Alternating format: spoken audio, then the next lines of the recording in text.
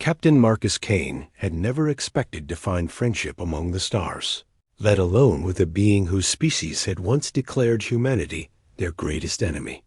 Yet here he stood in the pristine medical bay of the orbital station, watching his closest companion fade away on a bed designed for a physiology vastly different from his own.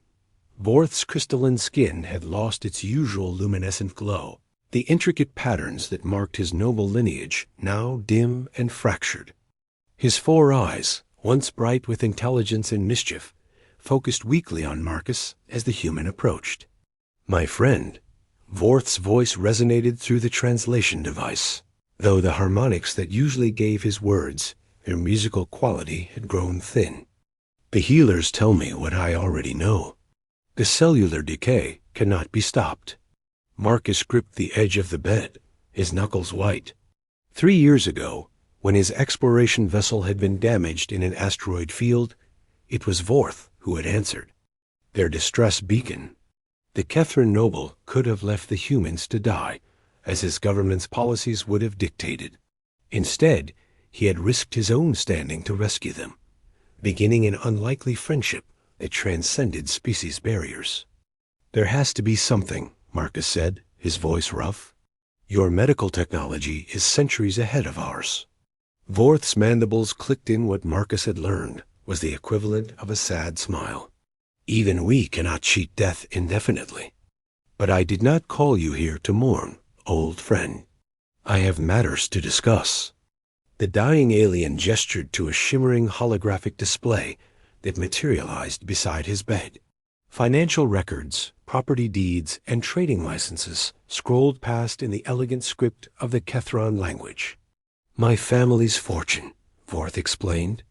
"Mining rights to 17 asteroid systems, a fleet of cargo vessels, and trading posts across 4 sectors.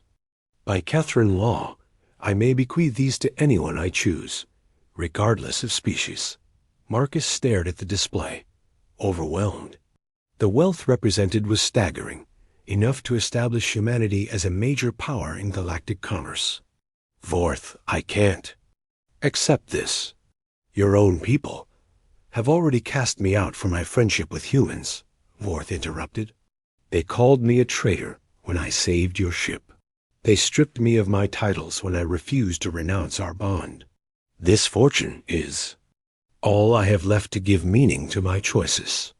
The hologram shifted, displaying a new document. Marcus could make out his own name translated into Kethran script, along with complex legal terminology that made his head spin. "But there is more," Vorth continued, his voice growing weaker. "According to our customs, my personal effects and remaining obligations pass to my heir. This includes my mate." Marcus felt his heart skip. He had met Lyra only once, during a diplomatic function, where Vorth had brazenly introduced his human friend to Kethran society.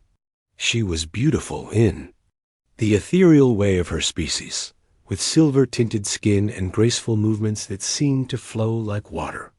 But more than that, she had shown him kindness when others of her kind had barely concealed their disgust. "She agreed to this?" Marcus asked, disbelief evident in his voice. "She suggested it," Vorth replied, and if Marcus didn't know better, he might have thought he detected amusement in the alien's tone. "Lyra has always been unconventional. Like myself, she has grown weary of our people's rigid prejudices. She believes, as I do, that the future lies in cooperation between species, not endless conflict." The medical monitors began chiming softly, indicating Vorth's vital signs were weakening. The alien raised one of his 4 arms, and Marcus clasped the 3-fingered hand in both of his own.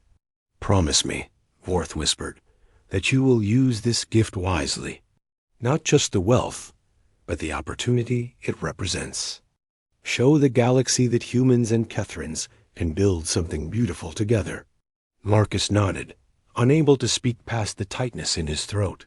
"And be patient with Lyra," Vorth added, his eyes beginning to dim. "She grieves in her own way. Our bonding was arranged, but we found respect and affection in each other. She will need time to understand that what I offer her with you is the chance for something neither of us could give her. The light faded from Vorth's eyes as his breathing stilled. Marcus remained holding his friend's hand as the medical staff, a mixture of species from across the galaxy, entered to perform their final duties. 3 days later, Marcus stood in the station's observation deck, watching cargo ships transfer the last of Vorth's assets to human custody. The legal proceedings had been surprisingly smooth, with Vorth's preparation ensuring that every detail was properly documented according to galactic law. "He spoke of you often," a melodious voice said behind him. Marcus turned to find Lyra approaching, her silver skin now bearing the intricate mourning patterns of her people. She wore the flowing robes of a Kethron widow, but her posture held none of the submission such garments traditionally implied. "I never expected this," Marcus said honestly. "Any of it." "Nor I," Lyra replied, moving to stand beside him at the viewport. But Vorth believed that the greatest gift one could give was the chance to choose one's own destiny. He gave that to both of us. Marcus studied her profile, seeing strength and intelligence in the set of her features. "What do you choose?" Lyra was quiet for a long moment, watching the star's wheel slowly past the station.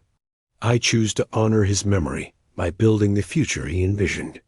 The question is whether you have the courage to build it with me." As Marcus looked out at the vast expanse of space, filled with possibilities that his friend's sacrifice had made real, he realized that Vorth's greatest gift wasn't the wealth or even the political alliance his marriage to Lyra would represent. It was the chance to prove that friendship could transcend any boundary, even death itself. "Yes," he said simply, "I do."